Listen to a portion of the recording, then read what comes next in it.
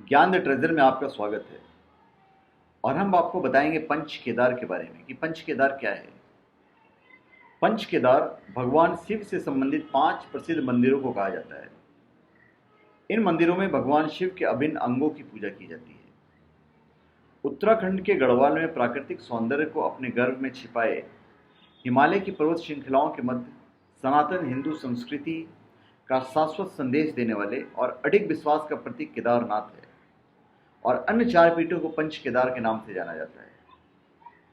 तीर्थयात्री सदियों से इन पावन स्थलों के दर्शन पाकर अपने मनोरथ सिद्ध करते हैं। 5 केदार माने गए हैं हमारे हिंदुओं में। एक केदारनाथ धाम, गिरिराज हिमालय की केदार नामक चोटी पर अवस्थित है।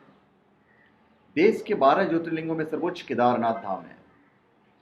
मान्यताओं के अनुसार यह माना जाता है कि समुद्र तल से 11,746 फीट की ऊंचाई पर केदारेश्वर ज्योतिर्लिंग की प्राचीन मंदिर का निर्माण पांडवों ने करवाया था।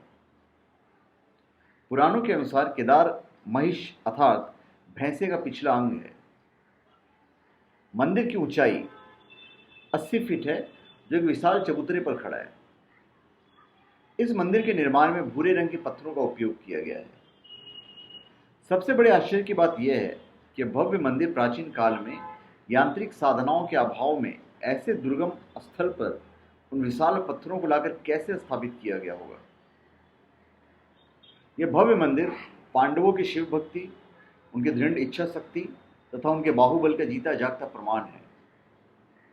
मंदिर में उत्तम प्रकार की कारीगरी की गई है। मंदिर के ऊपरी स्तंभों में सहारे लकड़ी की छतरी निर्मित है, जिसके ऊपर तांबा मढ़ा गया है।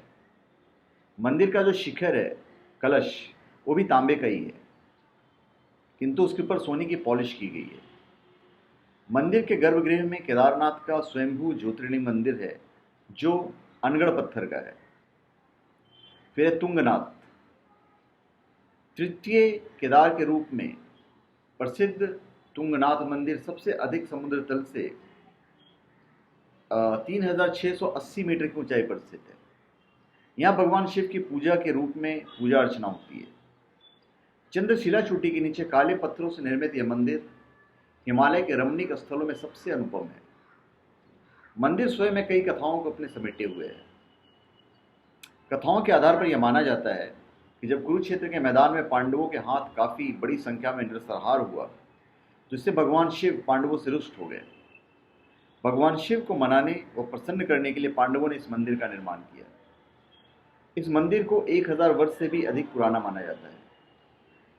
यहाँ भगवान शिव के पंच केदार रूप में से एक की पूजा की जाती है। ग्रेनाइट पत्थरों से निर्मित इस भव्य मंदिर को देखने के लिए प्रत्येक वर्ष बड़ी संख्या में हजारों तीर्थयात्री और पर्यटक यहाँ पे आते हैं।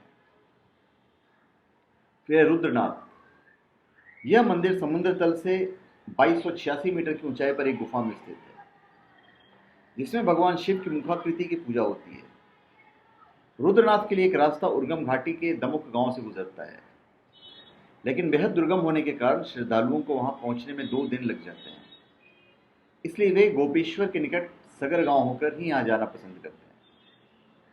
फिर है मधेश्वर, चकम्बा शिखर की तलहटी में 3,289 मीटर की ऊंचाई स्थित मधेश्वर मंदिर में भगवान शिव की पूजा नाभि लिंगम के रूप में की जाती है।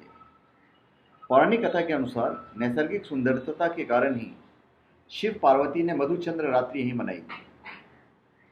मान्यता के अनुसार यहाँ का जल इतना पवित्र है कि इसकी कुछ बूंदें ही मोक्ष के लिए प्राप्त मानी जाती है। फिर है कल्पेश्वर, यहाँ भगवान शिव की जटा की पूजा की जाती है। कहते हैं कि इस स्थल पर दुर्वासा ऋषि ने कल्प वृक्ष के नीचे घोर तपस्या की थी, तभी से यह स्थान कल्पेश्वर या कल्पनाथ के नाम से प्रसिद्ध हुई। इसके अतिरिक्त अन्य कथानुसार देवताओं ने असुरों के अत्याचारों से त्रस्त होकर कल्प स्थल में नारायण स्तुति की और भगवान शिव के दर्शन कर अभय का वरदान प्राप्त किया था।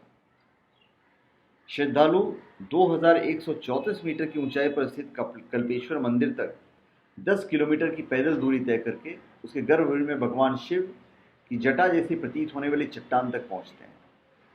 गर्भगृह का रास्ता एक प्राकृतिक गुफा से होकर गुजरता है। तो धन्यवाद। आप हमारे चैनल पर सब्सक्राइब करें और अपने कमेंट दीजिए। धन्यवाद।